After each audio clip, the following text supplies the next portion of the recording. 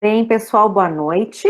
Já vou pedir para o doutor Sonda também, doutor Asman, para a gente poder ir iniciando, então, para a nossa discussão, na verdade, nossa conversa, né, para a gente poder entrar no assunto. Acho que o tempo já foi bem válido, né, falei com o pessoal vai entrando agora, a gente está fazendo a gravação, né, agora desse evento e depois vai ser postado no YouTube, daí tudo isso vai ser organizado e vai ser repassado para todos os participantes, tá bem? Bem, primeira coisa, então, né, agradecer a todo o pessoal e o incentivo, né, das ligas acadêmicas ali da Unisc, as duas ligas, né, participantes, que é a LAGO, a Liga Acadêmica de Gineco-Obstetrícia, e a LAIME, que é a Liga, né, de Medicina de Emergência. Então, nessa iniciativa, nesse tema tão importante agora, né, mas já focando dentro de um público específico de pacientes. Então, essa é a importância dentro da nossa discussão. Eu queria apresentar, né, rapidamente um pouco mais os nossos dois grandes participantes, os especialistas, então, que estão conosco, começando pelo doutor, então, Leandro Asman, né, ginecologista e obstetra, então, professor do módulo de saúde da mulher, do curso de medicina da Unisc, Universidade de Santa Cruz do Sul, mestre em educação também, e coordenador da residência médica de ginecologia e obstetrícia do Hospital Santa Cruz, certo? Temos também o doutor Eduardo Sonda, tá, participante, é médico também, infectologista, então, formado pelo Hospital São Lucas da PUC, em infectologia. Tem MBA em Auditoria de Saúde pelo Instituto de Administração Hospitalar e Ciências da Saúde. Médico responsável pelo CCIH e pela Unidade de Atendimentos e Internação de Síndromes Respiratórias do Hospital Ana Nery. Me corrige se não estiver certo, tá, Sonda? Isso aí, tá tudo certo. É isso aí, né? Ótimo. E eu que vou fazer, na verdade, a parte de, nem digo mediação, mas mais apresentações mesmo. Então, eu também sou médica, é Michele Ait, né, doutora Michele. Eu sou formada, então, especialista, né, em clínica médica pela AMB, e também tenho o curso de especialização em terapia intensiva adulto pelo Albert Einstein, em São Paulo. Sou mestre, tá, em medicina e ciências da saúde pela PUC, e também sou professora da Universidade de Santa Cruz do Sul, que é específico dentro, que a gente comenta, né, que é do módulo de saúde do adulto. E eu faço principalmente a parte de emergência e urgência dentro desse grande módulo. Bem, nosso assunto, então, de hoje, né, Covid-19 e gestação, ainda muito se aprendendo, né, e no caminho, em andamento, por isso a importância tanto da gineco-obstetrícia aqui presente, muito bem representada, e também da infectologia, para a gente poder fazer isso em conjunto, certo? Eu acho que podem colocar, se eu não me engano, tem alguns slides, né, a respeito de apresentação, e podem fazer de acordo com o que vocês programaram, viu? A palavra é de vocês.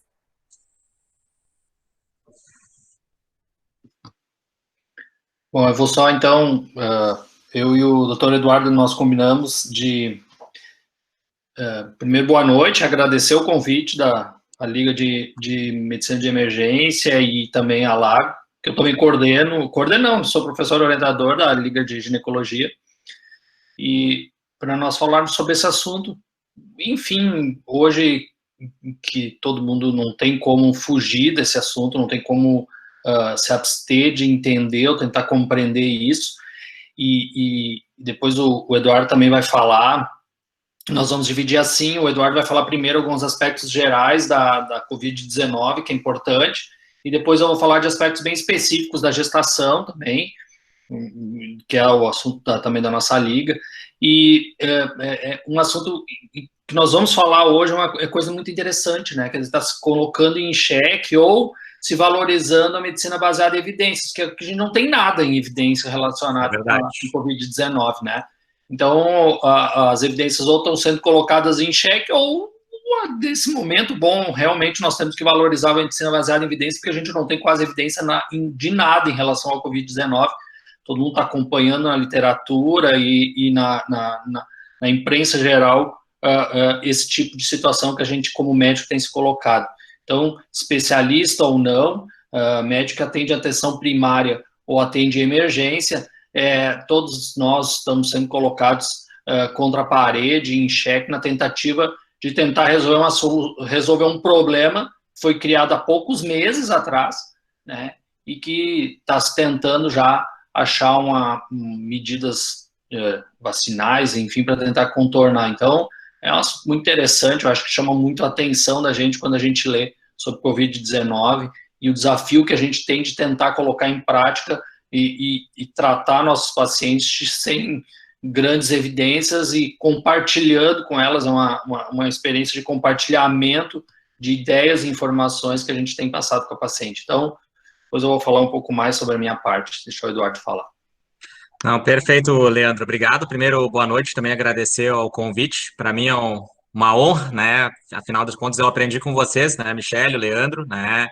E quando a gente faz a apresentação durante a faculdade, a gente sempre fica mais nervoso, mas agora a pressão é maior, porque eu estou do lado de vocês aí, né? Então a gente tem que tentar ensinar o melhor para todo mundo, que nem o Leandro falou. Coronavírus é claro, que uma pandemia, enfim, ele abrange, está em todas as áreas da medicina, né? Todas as áreas discutindo pontos, enfim, como o coronavírus tem influenciado, né? E nós vamos começar a abordar aspectos gerais, enfim, a gente vai também depois detalhar, como o Leandro falou, as questões da gestação, né? E o objetivo é sempre a gente tentar, claro, procurar sempre ter a medicina baseada em evidências, como o Leandro falou, claro que a doença tem há poucos meses, mas a gente, cada dia que passa, a gente tem tido um pouco mais de evidências, mais estudos e consegue já fazer alguns detalhamentos, assim, alguns tratamentos. Claro que muita coisa vai vir talvez ao longo dos anos, né? Isso faz parte, né? Mas sempre poder compartilhar as experiências, o que tem sido feito, isso é muito válido no nosso dia a dia, né? E essa discussão desses tratamentos off-labels, isso tudo é bem complicado, mas vamos tentar fazer o melhor. A gente sempre tem que manter a cabeça fria, sempre estudar a medicina dos livros, né? Porque vocês vão ver que eu vou falar que muita coisa vale para todas as doenças em gerais, não só para o coronavírus, né? Então, esse é o nosso objetivo.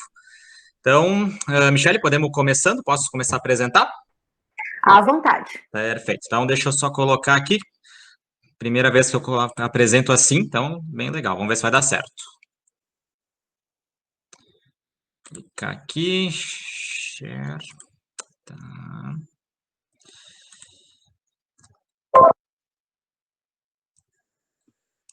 Tá ok, som, tá dando. Beleza, é isso que eu ia perguntar. Tá, vou dar um F5 aqui. Perfeito. Iniciar aqui. Opa. Ué, peraí, agora... Não tá me deixando ir. Deixa eu só apresentação.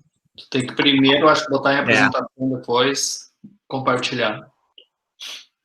Tá certo, né? Beleza. Então, pessoal, vou falar um pouco sobre o coronavírus, tá?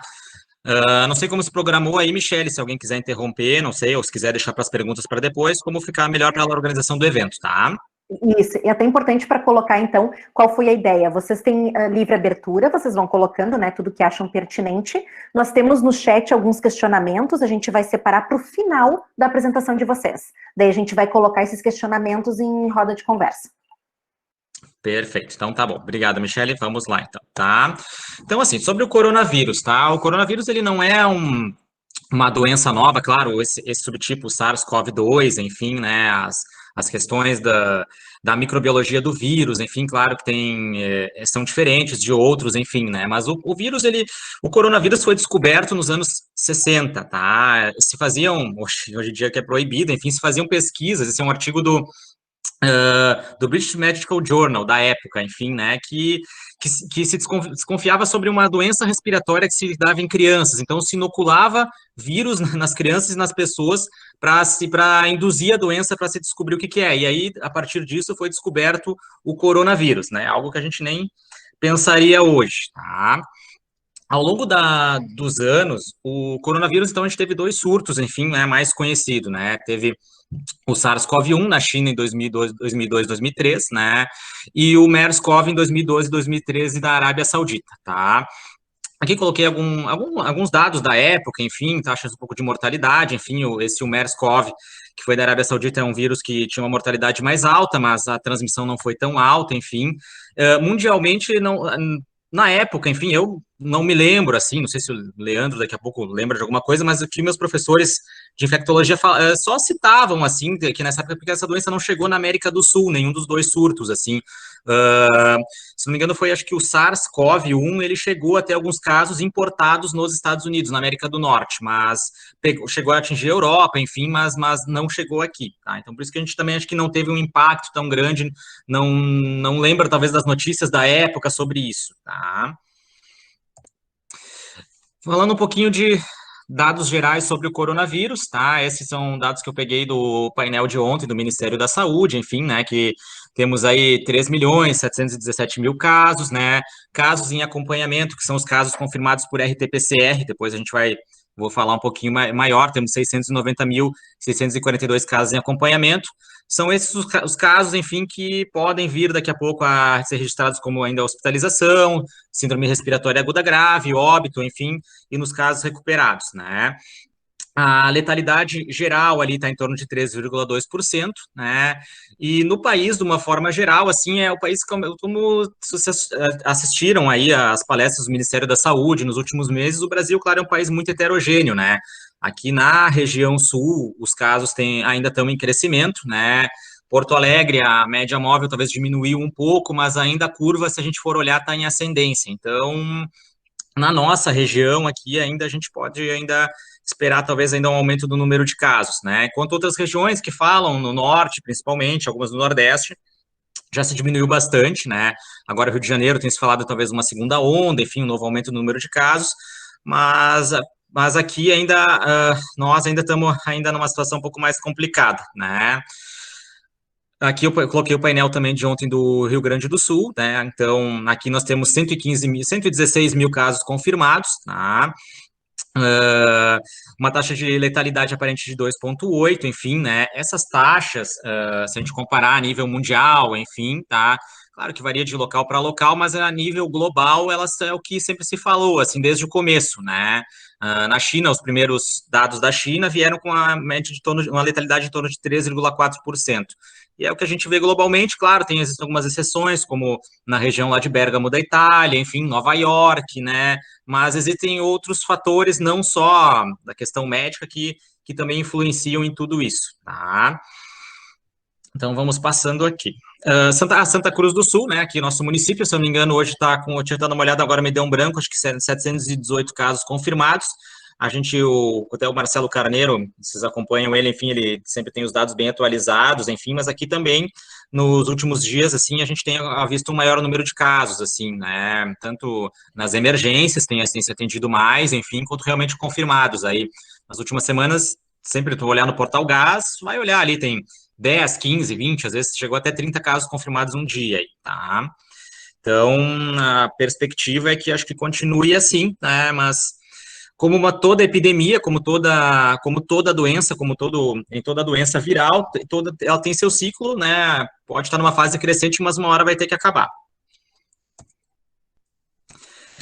Então, pessoal, vamos relembrar algumas coisas simples, que nem eu falei, vou fazer um panorama geral sobre o básico do coronavírus, tá? Então, sobre a transmissão, né?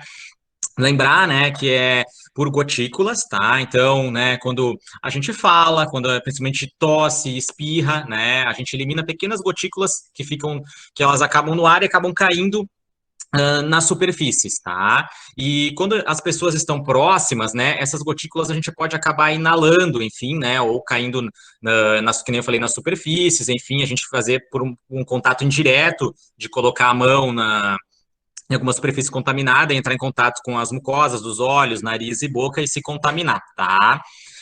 Aerossóis, assim, isso é uma coisa um pouco, às vezes vão ler, assim, talvez não fale, que existe até uma discussão de incluir os aerossóis como transmissão, mas a gente sabe que, assim, que para procedimentos invasivos, né, intubação, enfim, aspiração de vias aéreas, são procedimentos que geram aerossóis, vai ter gotículas, né, vai ter nessas partículas, que são partículas um pouco maiores, ficam suspensas no ar, vai ter esses aerossóis, enfim, que aí sim a gente pode acabar também inalando eles, tá?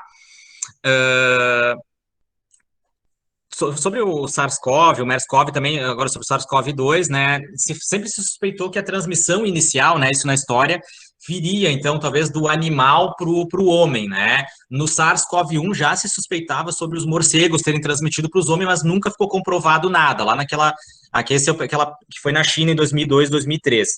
E no MERS-CoV, que foi na Arábia Saudita em 2012, 2013, a principal suspeita de transmissão era pelo camelo, tá? E isso não ficou comprovado, mas uma suspeita forte. E aqui se suspeita que no começo talvez tenha vindo do morcego, lá em Wuhan tem essa história, enfim.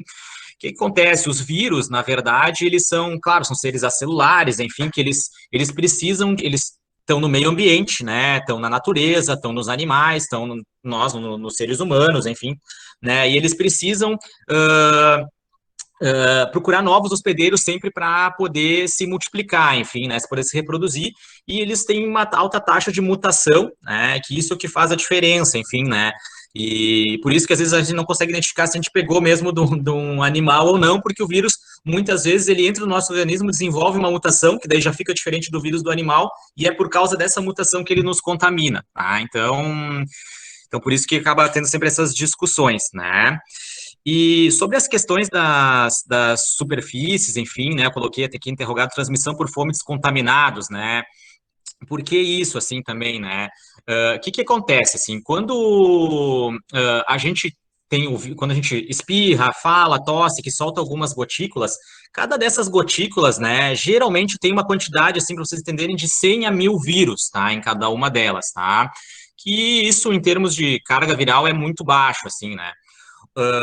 Vocês devem já ter visto, assim, tem estudos que falam, assim, sobre quanto o vírus fica na superfície, né, as superfícies, em metal, madeira, alumínio, aí, que pode ser de 3 a 5 dias, no papel até 3 dias, enfim, né, mas todos esses estudos, enfim, né, que são feitos, eles são feitos com uma alta carga viral, com 10 na 6, 10 na 7, 10 elevado na 8ª potência de vírus, né, e tem um paper do Lancet, enfim, que os especialistas fizeram um resumo dessas evidências, enfim, né, e que tem um estudo já que é mais propício da vida real, enfim, e que sugere, enfim, que pela carga baixa que a gente elimina de vírus nas superfícies, enfim, que o vírus fique geralmente poucas horas, assim, né, então que não dure todo esse tempo e que, claro, né, o que a gente sabe é que a higienização desses ambientes, enfim, faz a diferença e elimina o vírus, tá? Então, que seja qualquer água e sabão, hipoclorito de sódio, enfim, né? Aqui água sanitária, enfim, qualquer tipo desses produtos elimina o vírus. Então,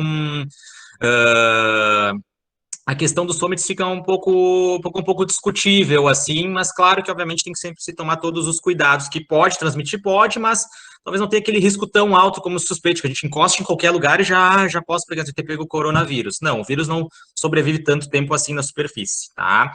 O mais importante na questão que depois a gente falar de prevenção é a questão do distanciamento, né, para evitar né, respirar, enfim, e uso, obviamente, dos equipamentos de proteção individual. Então, assim, né, alguns dados que a gente também fala que é interessante, o período de incubação da doença, né, que fala sempre em torno de 15 a 12 dias, tá? Que é aquele período de incubação, né, lembrando, né, a partir do momento que encontrou em contato com o vírus, com a doença, é o período que ele fica no organismo sem provocar sintomas, até a manifestação dos sintomas, né? Geralmente é isso aí, a gente vê no dia a dia, 5, 7 dias, às vezes um pouco mais aí, mas isso fica na questão do estudo na questão do estudo. Período de transmissibilidade, né? Sempre se falou em 14 dias desde o começo, mas, na verdade, se a gente fosse ler os livros sobre coronavírus, os livros de infectologia, né? Se fala aqui eu coloquei 10, assim, mas sempre se falou em 7 dias, assim, na verdade, né? Depois vocês vão ver a questão também do exame do RT-PCR, que meio que condiz com isso, eu vou explicar um pouquinho melhor. Mas, então, assim, o que sugere os estudos, assim, né? Que geralmente é 7 dias a transmissão, tá? Entre o 8º, 9º, 10º dia, já se diminui bastante a carga viral, geralmente vírus morto. E a partir do 10º dia, geralmente, o que se encontra, pode se encontrar vírus morto, né? E isso não significa transmissão. Então, esse é, geralmente, o período. As recomendações no CDC, nos Estados Unidos, já tinham mudado, já faz mais de mês. E cerca de 15 dias, mais ou menos, que a nível federal e estadual também isso foi mudado. Então, quando a gente atende um paciente com suspeita de coronavírus, a gente bota o isolamento em 10 dias, a partir do início dos sintomas, tá? E também só a capacidade de contágio, que isso, né, a gente já tinha, isso também vocês já viram desde o começo, se falava bastante, né, que em torno de uma pessoa pode contaminar até 2,74, vamos chutar aí 3 pessoas, né, com o coronavírus, né, e aí as outras, né, H1N1 aqui como exemplo, né, uma pessoa contamina até 1,5, e o sarampo, né, 15, né, o sarampo tem aquela história, né, de infância, pode ter acontecido com alguns aí, Quer dizer, alguns não, que acho que o pessoal aí já tá todo mundo vacinado, na verdade, mas eu não peguei essa época aí, mas de colocar as crianças junto com sarampo para todo mundo pegar e já ter de uma vez, né? Então, vamos lá. Sobre a sintomatologia, né? Os sinais e sintomas aqui, então, tá? Depois eu vou falar um pouquinho sobre as fases da doença, tá? Até aqui vamos fazer um link já, né, com o gráfico das fases da doença, né? Nós temos ela dividida em 3 fases: a fase inicial da resposta viral, depois começa aquela fase inflamatória, né? Que pode evoluir para uma fase de choque, enfim, né? Que é a fase mais grave, tá? Então, voltando um pouquinho aqui sobre vamos falar sobre a fase da resposta viral, que é a fase inicial, tá? Então, quando a pessoa passa por aquele período de incubação, enfim, né, o período de transmissão, que eu só esqueci de um detalhe, são nos primeiros, que nem eu falei, primeiros 7 a 10 dias, mas também se sabe que as doenças virais, geralmente 48 horas antes, tu pode estar transmitindo, né, já naquele período de incubação, que tu não vai ter nenhum sintoma e pode estar transmitindo a doença, que é aí que é o grande perigo, né, eu sempre falo, assim, que não tem como saber se daqui 2 dias nós vamos ter coronavírus e a gente já está transmitindo, né? Então, isso não tem como fugir disso, né? Então, assim, tá? A questão de definição de síndrome gripal, né? Como é que acontece? Que são aquele primeiro período de 5 a 7 dias, que é a fase viral da doença, tá? Caracterizado, então, aqui por definição, por 2 dos mais seguintes sintomas, né? A febre, né, ela não precisa pode ser referida, não precisa as pessoas dizer, tive tanto no termômetro, tá? Aqui vou só citar, mas eu vou dar um detalhe para vocês, assim, calafrios, dor de garganta, dor de cabeça, tosse, coriza, distúrbios olfativos, enfim, gustativos e diarreia, tá? O que a gente vê no dia a dia, assim, que é o mais comum, assim, tá?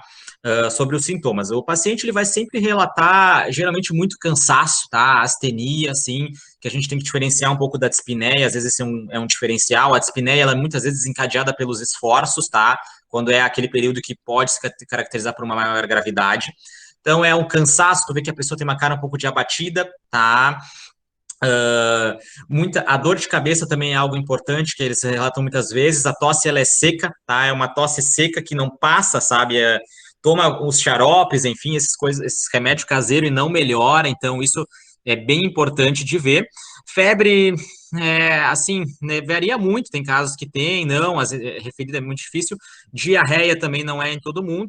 Os distúrbios olfativos ou gustativos a gente vê também, tá? De não sentir o cheiro, não sentir o gosto. E isso ajuda, claro, em conjunto com os outros sintomas a suspeitar, porque não é comum em outras infecções virais, né? Porque o resfriado comum, a influenza, dá praticamente todos esses sintomas. Mas então, um paciente que tenha bastante tosse seca, né? Que não tá passando, né? No exame físico, muitas vezes tu não acha nada assim, tá? O paciente não... Às vezes pode estar com coriza ou não, a garganta, às vezes, uma irritação leve ou não, enfim, mas o exame físico muitas vezes não nos ajuda tanto, assim, né? Mais às vezes a ausculta pulmonar para avaliar um pouco mais o sinal de gravidade. Mas, como eu falei, tosse seca, paciente com muita prostração, né?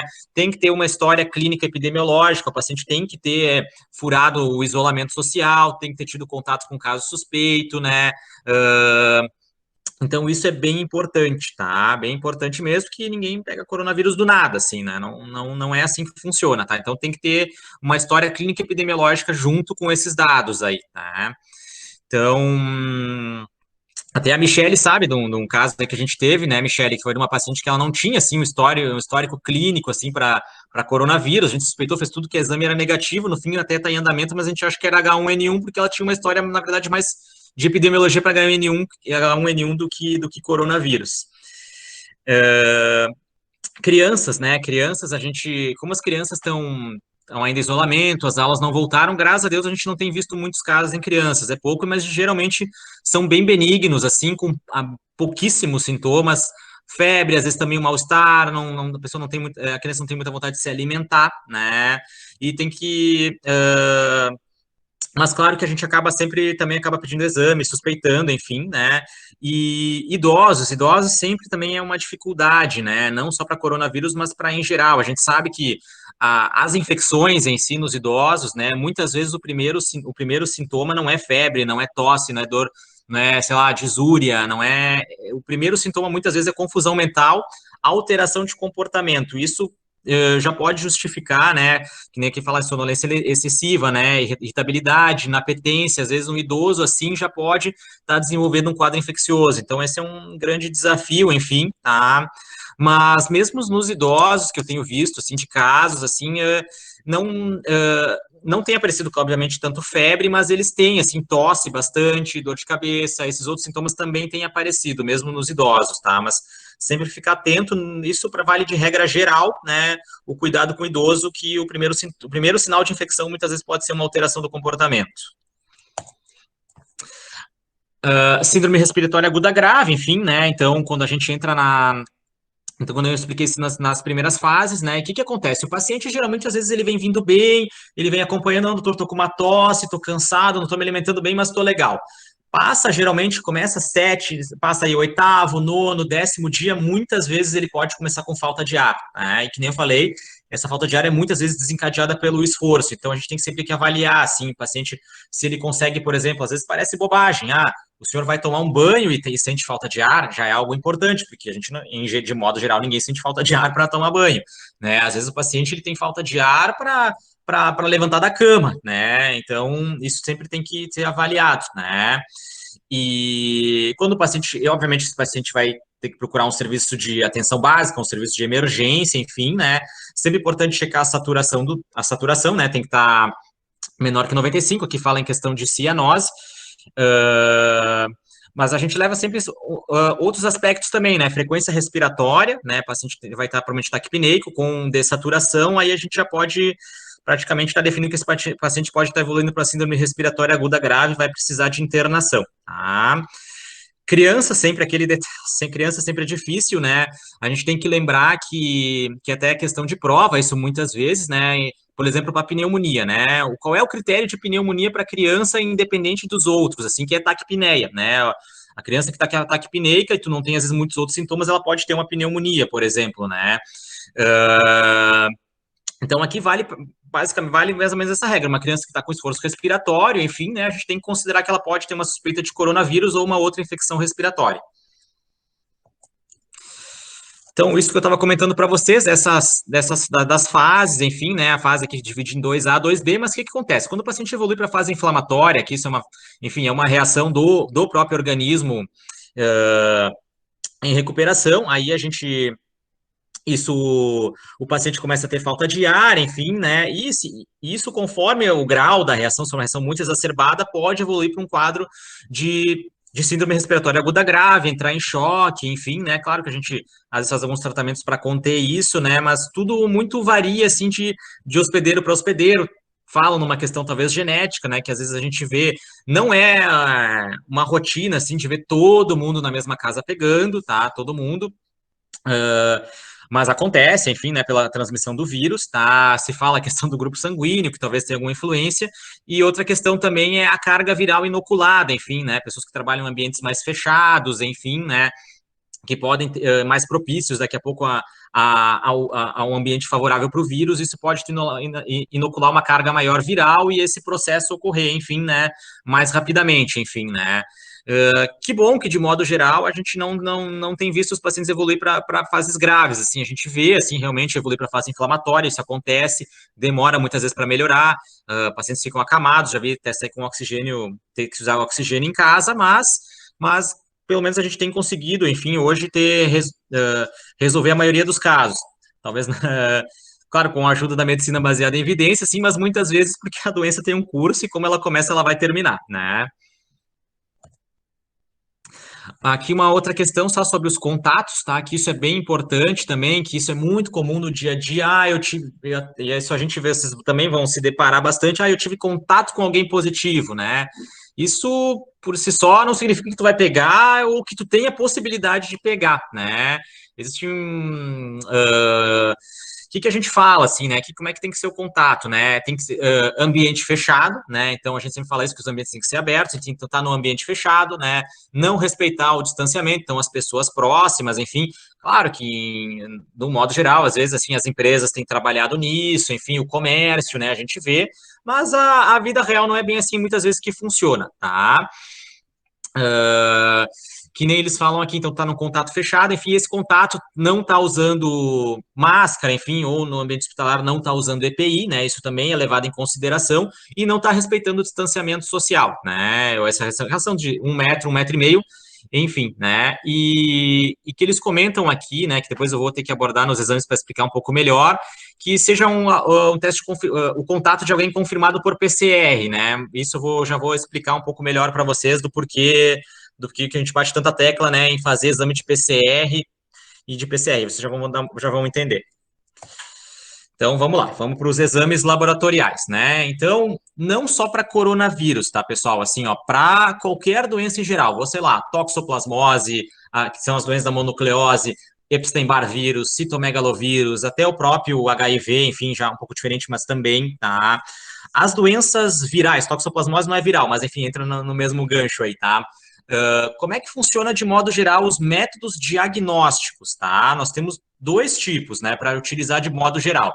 Testes que identificam antígenos, tá? Antígenos, lembrem, é uma proteína do vírus, né? Então, nós vamos tentar detectar o vírus, né?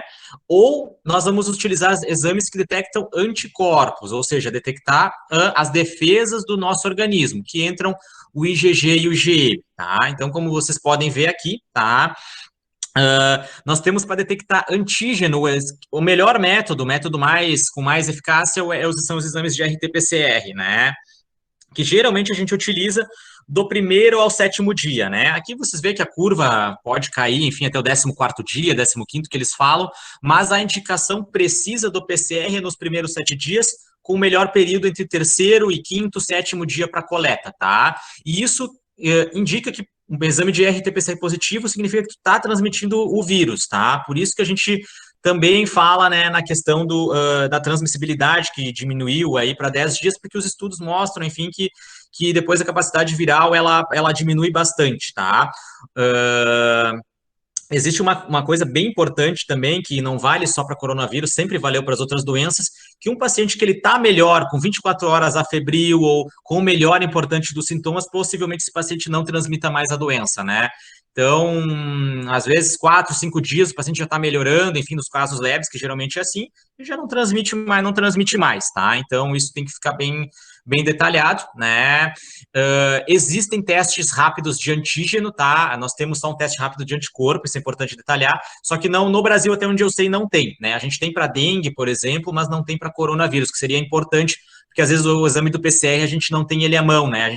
É um exame que precisa de biologia molecular para ser feito, a gente não tem esse laboratório disponível ainda, enfim, tem na Unisc, enfim, mas de modo geral, nos laboratórios em gerais a gente não tem, né? Então, o teste rápido seria legal se a gente tivesse.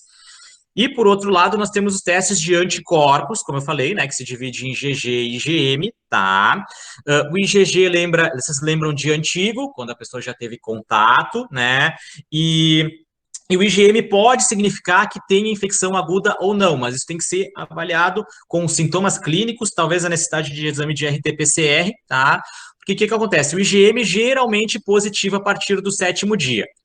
Tem estudos que dizem que pode ser no 3º, no 4º, enfim, mas geralmente a partir do 7º IgM, tá? E o IgG, idealmente 10º, 15º dia com melhor sensibilidade e especificidade, tá?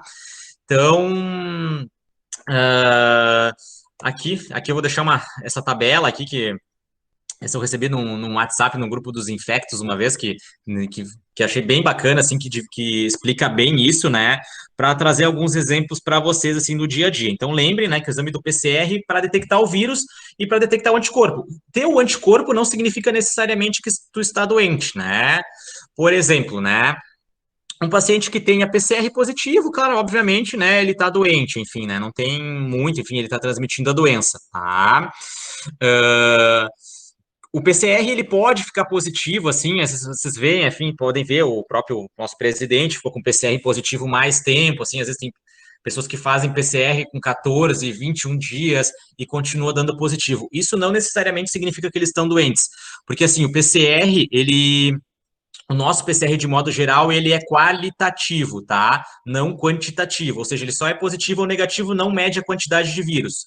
Então, o vírus ele pode ficar morto no nosso nariz e continuar dando positivo, mas isso não significa que tu esteja transmitindo ou esteja doente, por incrível que pareça, tá? Então, por isso que você sempre tem que estar associado aos sintomas junto, geralmente, né? Que nem eu expliquei, pessoa que não tem sintomas dificilmente está doente, né? Mas, enfim, né?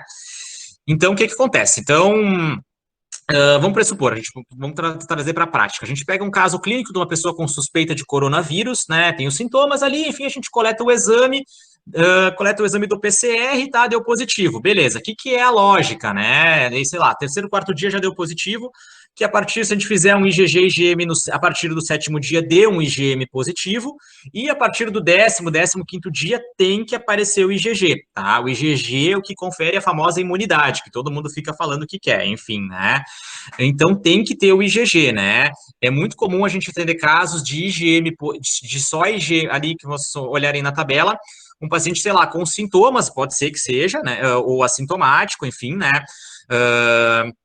Que tenha um IgM positivo e um IgG negativo, né? O que acontece, assim? Ele estaria, na teoria, no sétimo dia, né? Possivelmente já praticamente não transmitindo. O PCR talvez não nos ajudaria muito, seria, às vezes, claro, a gente até dá para fazer, ainda está fechando o período, né? Mas, idealmente, tem que se repetir esse exame, por exemplo, em 15 dias, né? Então, ali vocês veem um paciente com só IgM positivo, que é muito comum IgG negativo, né? Tu repete em 15 dias o exame, não virou IgG, isso é um falso positivo, tá? Então, isso é bem importante, assim. Aqui tem vários, enfim, não vou, depois se quiserem perguntar algum caso específico, eu posso falar, mas eu quero só comentar específico desse, que é muito comum vocês verem assim, ó, teste rápido positivo, tá? Lembra que nossos testes rápidos são de anticorpos, vai lá, testa, todo mundo dá positivo, ninguém tem sintomas, ou todo mundo tem uns sintomas que não fecha muitas vezes com síndrome gripal, tem uma dorzinha de cabeça, uma coisinha assim que pode ter. A maioria desses casos, muitas vezes, é falso positivo, tá? A gente investiga, enfim, né, por incrível que pareça, né? Para fins de, isso é uma coisa também bem importante, assim, ó, para fins de vigilância epidemiológica, para fins daqueles dados que eu mostrei lá no começo, como é que funciona? Qualquer teste positivo entra para a estatística, seja um PCR, seja um teste rápido, seja uma sorologia IgM específico. Então, deu positivo, é obrigatório notificar, né? Até na suspeita a gente tem que notificar, entra como caso positivo. Agora, da parte médica, isso é realmente considerado um caso de coronavírus? É discutível, tá? É discutível. Tem que se acompanhar, fazer exames para se ter certeza mesmo se a pessoa teve ou não coronavírus, mas está lá na estatística o caso, né? Os casos sintomáticos, PCR positivo, assim, tu começa a ver que a coisa com PCR positivo a coisa é bem diferente do que só sorologia. Tá? Então, vamos lá, vamos se encaminhando aí para o final, não quero também atrasar muito aí para o Leandro, tá? Michele, também qualquer coisa, se faltar tempo, tô quase terminando, mas se faltar tempo, tu me avisa que eu agilizo, tá? Não, tranquilo, a gente tem uns 3 minutos. Tá, vamos rapidinho então, tá bem, beleza. Rapidinho, sobre os tratamentos, né, tão discutido, né, eu fiz um resumo de todos aqui, como a gente vai falar da gestação, o Leandro vai falar, enfim, né, eu coloquei aqui uma questão das classes, né, não vou entrar no detalhe desses usos off-label que usam, enfim, vou colocar o que está baseado em evidências aí, né, hoje, tá? Vamos lá. Cloroquina e hidroxicloroquina é o que a gente tem mais evidências hoje de que não funciona, tá? Em qualquer fase do coronavírus, já tem estudos, enfim, até ensaio clínico, enfim, mostrando que não funciona, tá? Seja para fase 1, fase 2, fase 3, tá? Associado ou não à azitromicina, tá? A azitromicina tem isso aqui que eu coloquei, ainda está em análise do potencial anti-inflamatório, mas essa história também não é de hoje, já foi testada no infarto, na sepse, em outras, e nunca comprovou também nada que melhore, tá? Então, o que a gente vê, quem usa cloroquina e azitromicina, geralmente muitos efeitos colaterais, gastrointestinais, enfim, né? E eu já vi uma vez aquela arritmia da cloroquina, isso aí a gente teve um caso no Hospital Santa Cruz uma vez também que aconteceu isso, tá? Lopinavir com ritonavir, tá? Que é o famoso Caletra, um tratamento utilizado em pacientes com HIV de resgate no passado, hoje em dia ele já está em desuso, tá? Também não foi comprovado no uso. Esse é um fármaco que era descrito nos livros antigamente que poderia funcionar, mas não tem comprovação para COVID, tá? O famoso Remdesivir, né, que eu particularmente também no começo é o que eu mais apostava que de repente podia ajudar, enfim, né, os estudos mostram nos Estados Unidos que ele está aprovado para uso lá, que ele reduz o tempo de recuperação de formas moderadas a graves, mas é uma medicação que a gente não está disponível no Brasil, tá, então a gente não tem a opção de utilizar o Remdesivir, tá, mas nos Estados Unidos eles usam. Vamos lá, os vermífugos, então, né, ivermectina, né, anita, esses, enfim, né, ainda não tem nada de evidências, esses só tem evidências in vitro, em vivo ainda não foi comprovado nada, tá?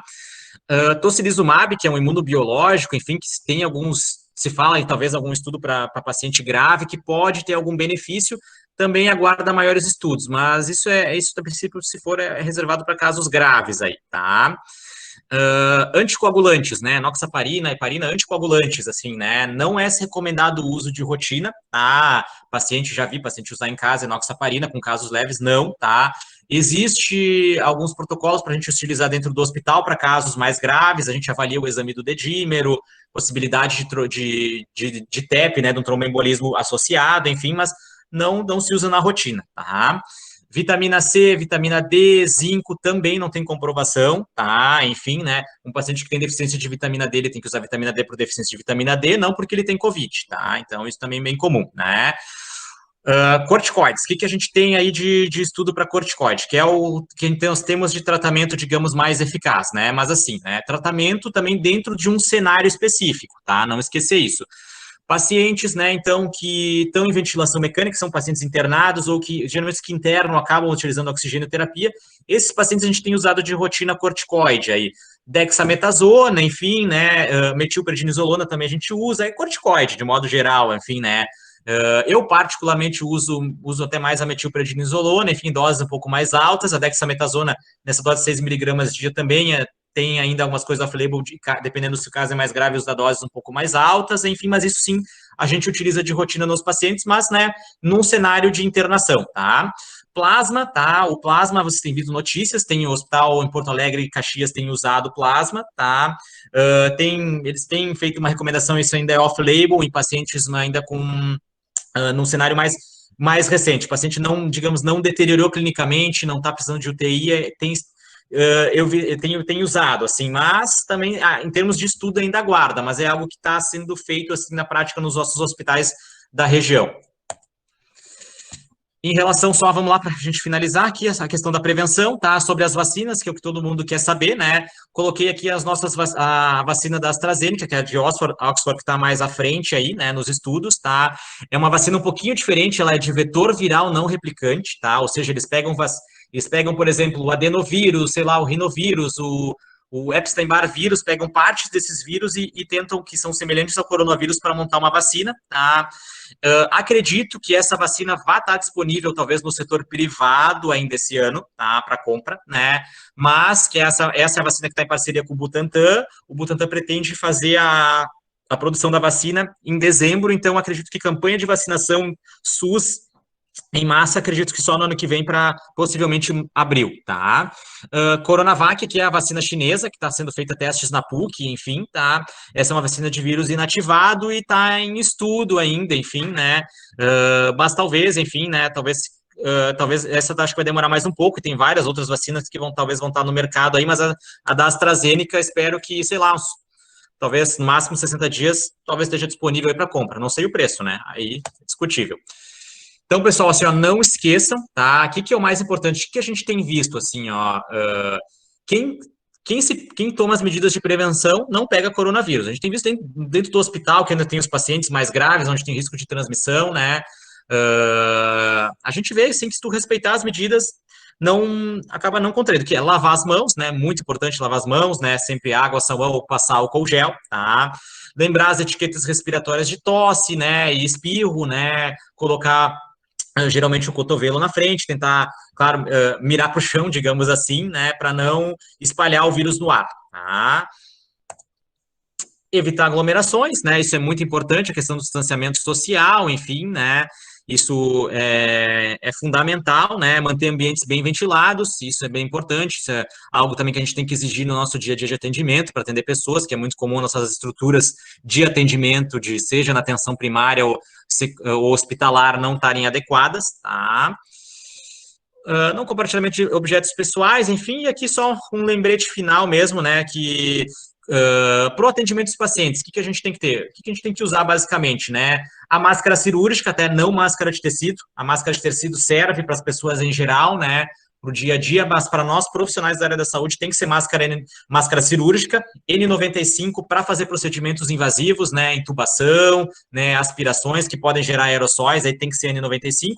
Utilização de um avental mesmo, luvas, né, e pode-se utilizar um óculos ou um face shield, tá? Para os atendimentos de modo geral, a gente vê que quem utiliza esses equipamentos de proteção individual, né, não pega o coronavírus, tanto que na definição de ser contato de alguém com coronavírus, tu não pode estar usando EPI. Se tu usou os EPI, tu não é considerado contato porque tu está protegido.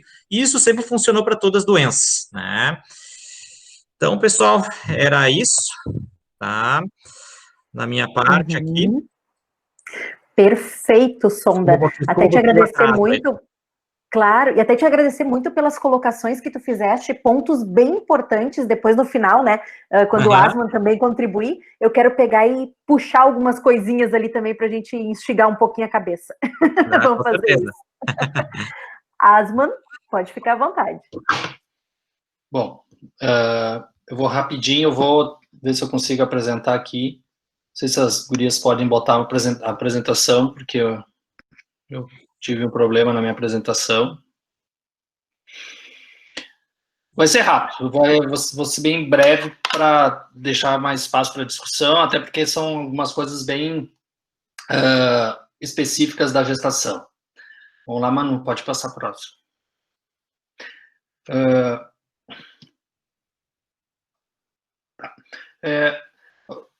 Na obstetrícia, especificamente, a gente está realmente com uma situação da literatura demonstrando aspectos muito sem muita evidência, né? Tudo está em estudo, muito relato de caso, né?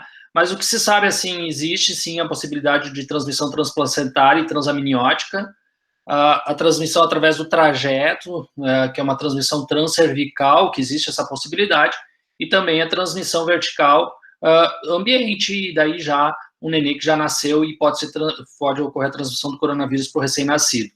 Existem relatos de caso, basicamente, agora tem alguns estudos já saindo com alguns números mais significativos, mostrando o que é bem interessante na questão da transmissão vertical. Existem um estudo com um N um pouquinho maior, onde eles analisaram as placentas das mulheres que tinham coronavírus, tinham Covid-19, e a placenta tinha a presença do coronavírus, tinha até resposta a alguns aspectos inflamatórios relacionados ao vírus, mas os RNs, eles nasciam com PCR negativo.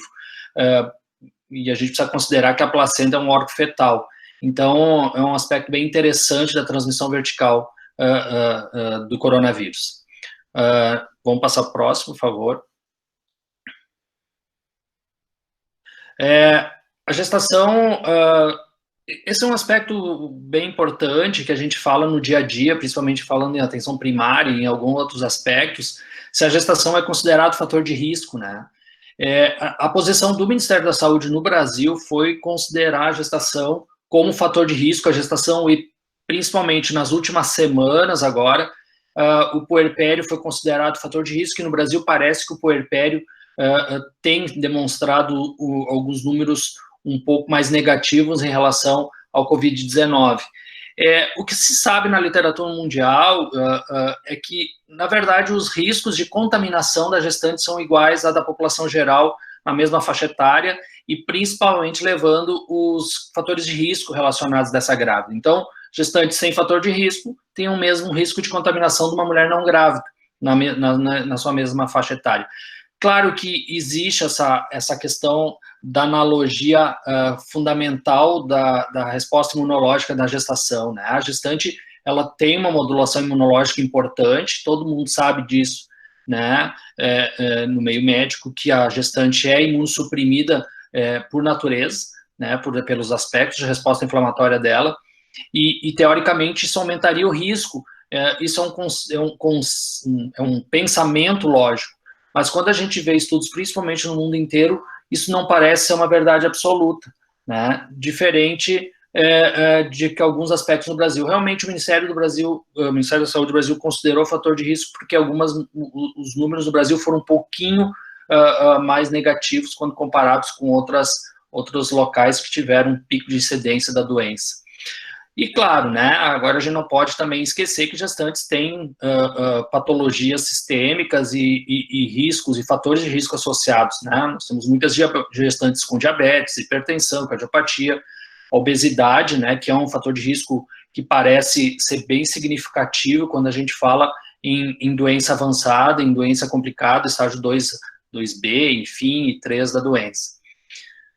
Então, gestantes com fator de risco têm um risco aumentado, gestantes sem fator de risco parece ter um fator de risco igual ao da população, com o mesmo risco de contaminação. Próximo, Manu.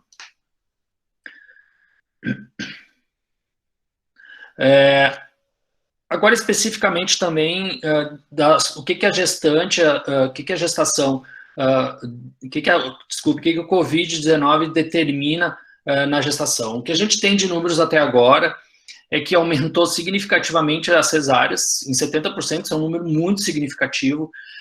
Não existe nenhuma explicação clínica para isso ou orgânica para isso. Existe uma possibilidade da questão do isolamento e do contato de uma gestante que fique 6, 7, 12, 17, 18 horas em trabalho de parto, dentro de um pré-parto ou dentro de um local isolado. Isso talvez acarretaria um aumento da contaminação.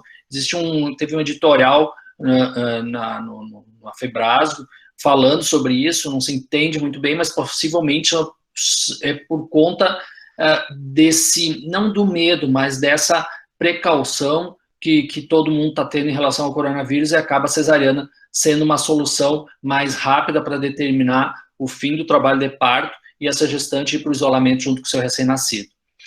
Também ocorreu aumento da prematuridade em 47% na associação Covid-19, porque existe uma coisa, depois a gente vai ver, existe uma recomendação de que gestantes graves em estado severo e crítico possa sim se interromper a gestação prematuramente, talvez seja a única indicação da interrupção prematura.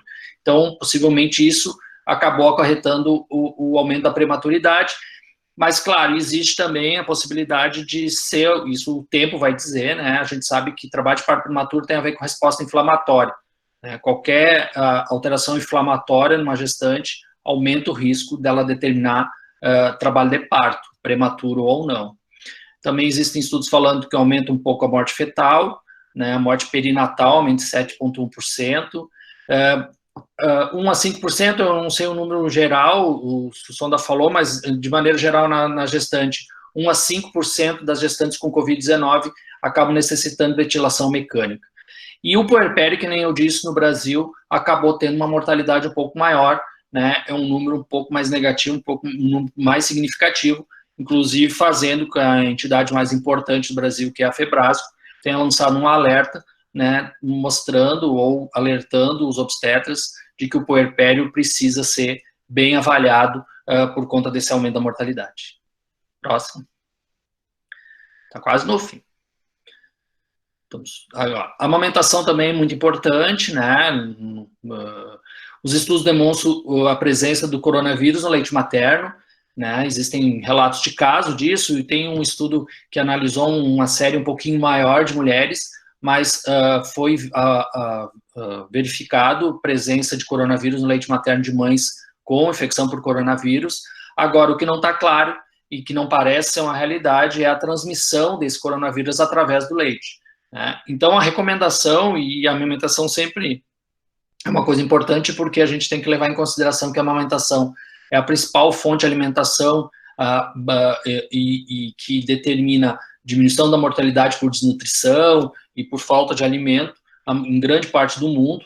Então, a OMS sempre se posicionou, e as entidades representativas no Brasil e no mundo inteiro se posicionaram que se mantém a amamentação, né, mesmo em mães infectadas com coronavírus. Então, nascidos de mãe infectada deve se manter isolado junto com a mãe, né? Então, se o nenê foi considerado contaminado, se foi feito diagnóstico de contaminação por coronavírus, ele fica junto com a mãe o tempo todo, e se for necessário UTI ou unidade semi-intensiva, né, essa criança fica isolada nessa unidade, claro, podendo receber a amamentação, a visita e o apoio da mãe. Próximo. Então, a gente tem umas recomendações que a gente já vai passando. As recomendações relacionadas ao parto, então, é que se mantenha a via por indicação obstétrica, não há nenhuma necessidade de se modificar a rota de nascimento, né? A via de nascimento pode ser parto ou cesariana, dependendo da indicação obstétrica e de como esse trabalho de parto vai evoluir. Se for possível, se posterga o nascimento, em pacientes confirmadas por coronavírus. Claro, a gente está falando isso numa situação onde há indicação de interrupção, por exemplo, por cesariana ou por alguma outra situação. Um trabalho de parto não há indicação de se inibir esse trabalho de parto quando ele não for necessário inibir. Mas se é possibilidade, se posterga o nascimento em casos suspeitos ou de confirmação de gestante coronavírus, para evitar a questão do isolamento e da contaminação que pode ocorrer no hospital.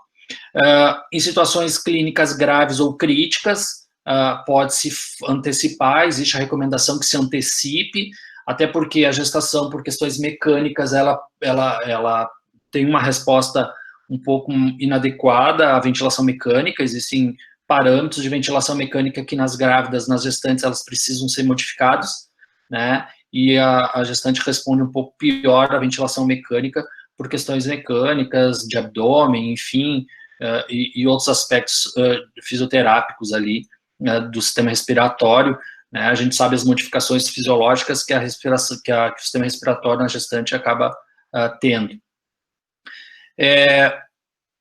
A recomendação bem importante que começou a aparecer principalmente nos últimos meses é o aumento do sofrimento fetal agudo em gestantes em trabalho de parto com coronavírus. Então, pacientes com Covid-19 têm que ter uma vigilância rigorosa do bem-estar fetal durante o trabalho de parto, porque aumenta significativamente o risco de sofrimento fetal agudo. E isso pode ser também uma das explicações porque aumenta o índice de cesárea. Essas pacientes precisam ser monitoradas com cardiotocografia, né? Essa é uma recomendação da Federação Brasileira de Ginecologia e Obstetrícia, que se faça cardiotocografia e avaliação rigorosa do bem-estar fetal durante o pré-parto. Não existe modificação do clampeamento do cordão, pode-se manter aquele tempo de 1 a 3 minutos, e em casos de contaminação materna, a gente evita aquele contato pele a pele, que é tão recomendado para o recém-nascido logo no momento do nascimento.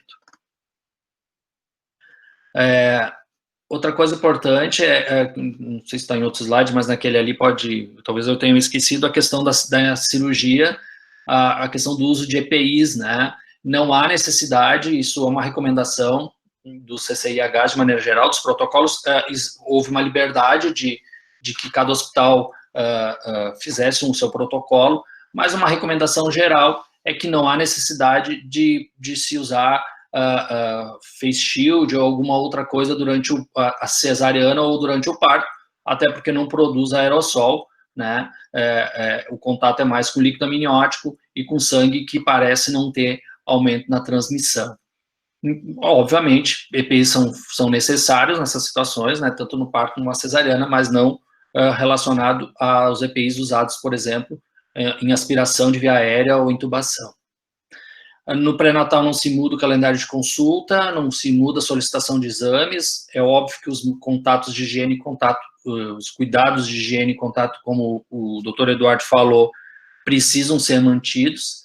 Agora, o pré-natal, não precisa modificar o pré-natal, até porque, como o próprio Eduardo falou, né, essas mulheres que se contaminam e têm pouco sintoma ou apenas uma síndrome gripal, em 10 dias elas retornam à sua rotina, e muitas vezes, entre uma consulta e outra, esse período de 30 dias, ela se contaminou e acabou consultando quando já melhorou da doença. Claro, não estou falando de pacientes com síndrome mais grave, né? Então, a amamentação se mantém, o afastamento do trabalho, isso é interessante, no Brasil não existe nenhuma legislação nacional trabalhista, isso é importante para quem trabalha em atenção primária e faz pré-natal, de que essas gestantes precisam se afastar do trabalho ou devem sumariamente se afastar do trabalho. Existe uma recomendação que pessoas com fatores de risco diminuam a sua exposição ao contato com o vírus, e a gestante, como no Brasil é considerado fator de risco, ela precisaria ser afastada. Existem alguns decretos específicos de cada município. O nosso município, por exemplo, tem dentro do decreto mostrando que ele indica que as mulheres realmente gestantes se afastem desse contato direto com a população, e se recomenda fazer home office ou um trabalho fora do contato com a população geral. Normalmente o que se faz é isso, existe um atestado que se dá, fornece para a gestante dizendo que ela é um grupo de risco e teria que se afastar dessa exposição. Quando ocorrer um aborto, se oferece conduta expectante, se possível, não parece aumentar o índice de aborto, claro que ainda falta estudos para isso, ainda demanda tempo, mas não parece que os pacientes com coronavírus, pacientes com Covid-19, não aumentam o índice de aborto em estudos preliminares, os números não mostram isso. O que a gente está falando em conduta expectante é se um aborto for retido, se espera a paciente melhorar ou sair do período de contaminação, né, que são os 10 dias, e depois vai se fazer o procedimento de esvaziamento uterino. E uma questão que é uma recomendação, então, no puerpério, que eu tinha falado, que é uma preocupação no Brasil, a recomendação é que se faça uma vigilância diária das mulheres com Covid-19 que estão no puerpério, via telefone, e se faça uma equipe de saúde ou alguém da área de saúde, da unidade básica ou do SF, vá fazer uma visita presencial nessa mulher no 3º, 5º, 10º e 14º dia.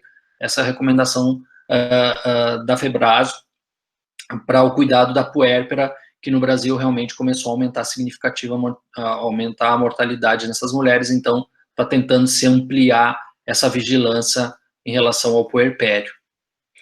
Pode passar o próximo, acho que...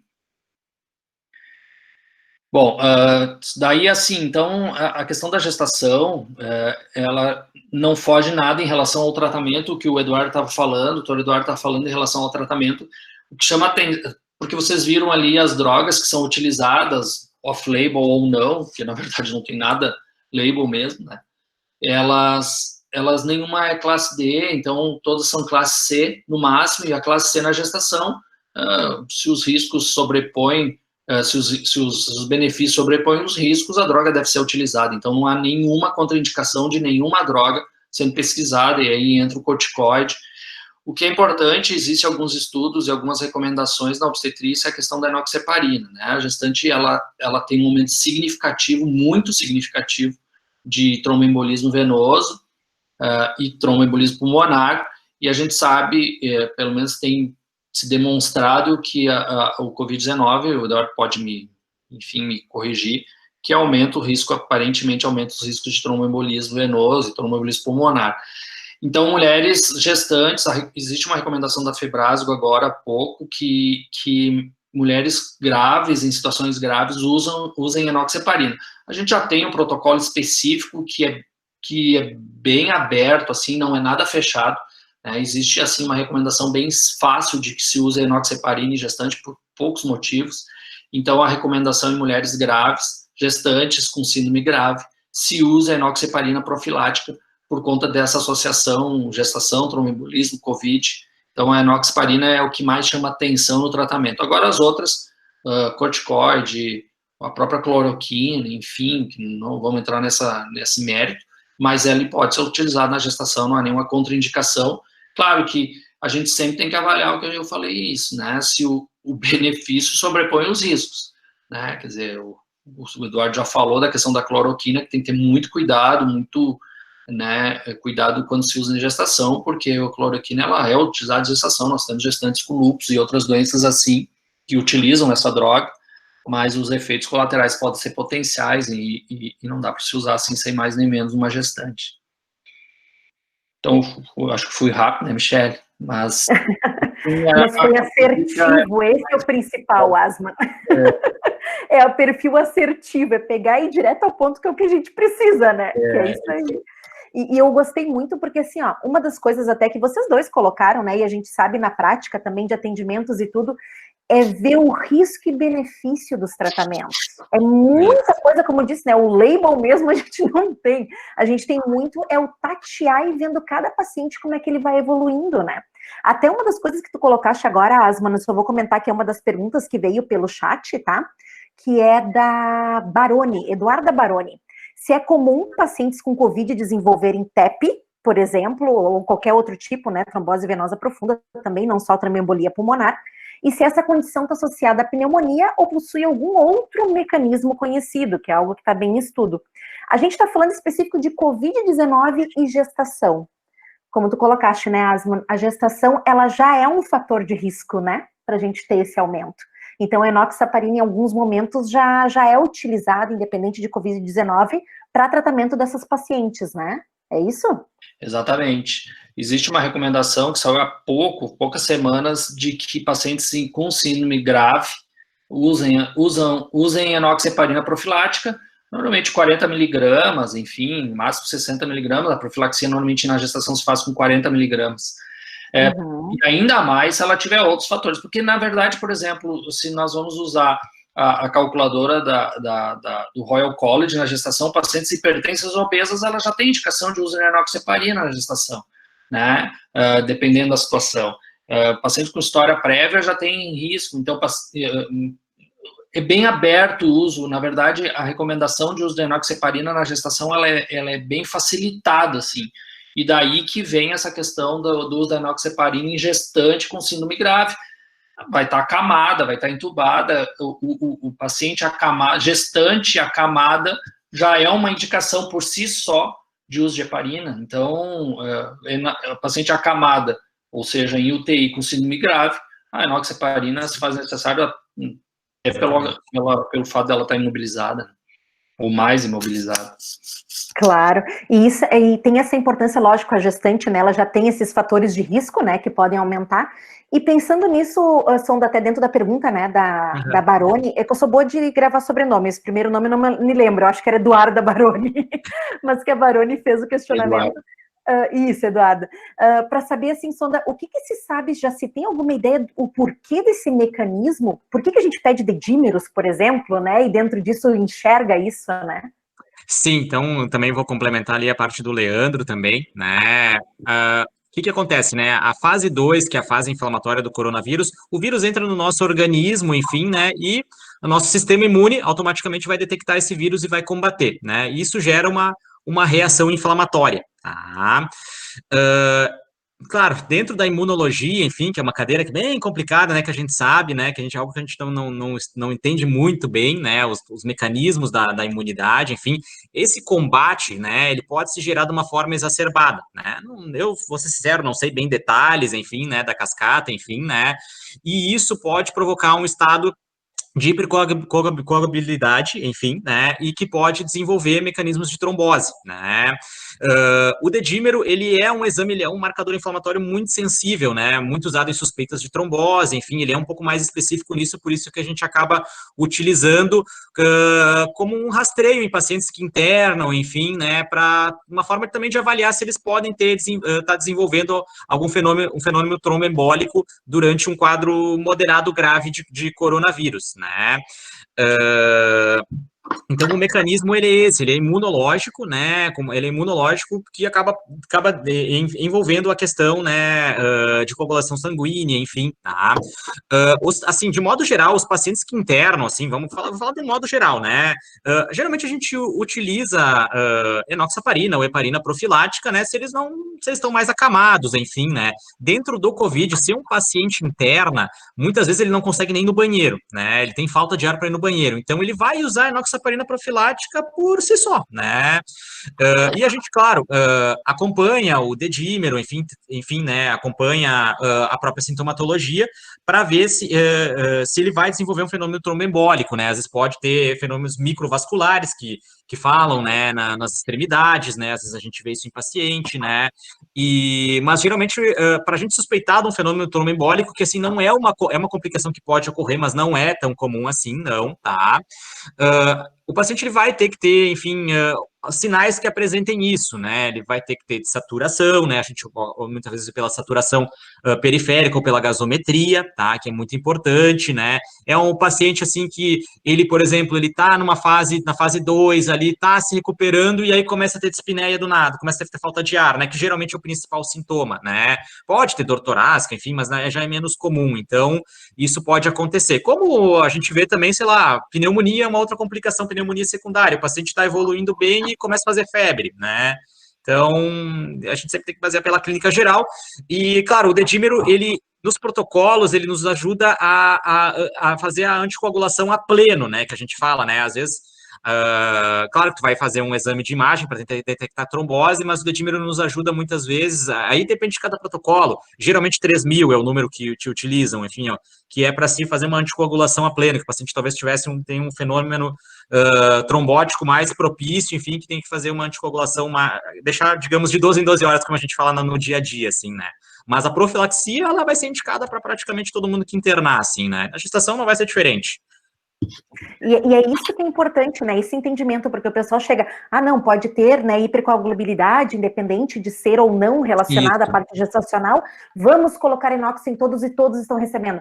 Tem diferença de tratamento de profilaxia básica, padrão, independente de Covid, né, para pacientes acamados, pacientes com baixa mobilidade, e do tratamento realmente a pleno, né, que é isso que tu falaste, o 12 em 12, né, 2 vezes ao dia ali.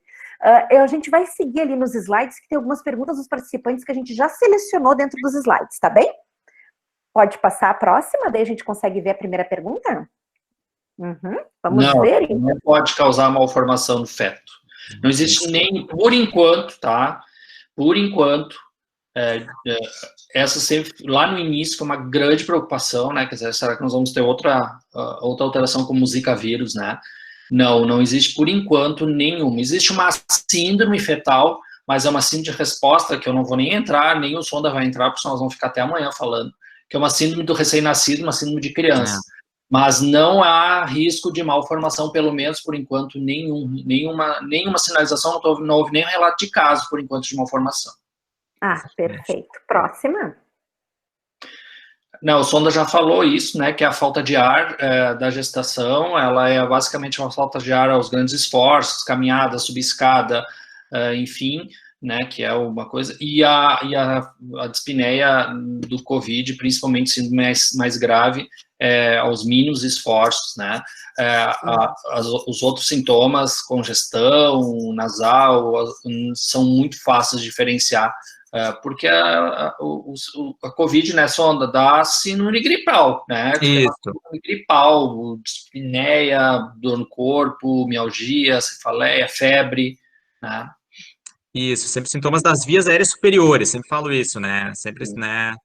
Que na gestação, a gestante não tem isso fisiologicamente, né? Sintomas, ela tem uma dispneia, isso. Quando caminha por alteração no diafragma, enfim, por diminuição da mobilização do diafragma, fundamentalmente. Exatamente. A dispneia vai ser geralmente uma evolução do quadro, né? A história vai vir com sintomas e evoluir com dispneia. Exatamente. Certo. Eu já falei ali, né, as complicações materno-fetais relacionadas, né, eu falei na apresentação. Pode passar. Pois essa é a grande discussão, né?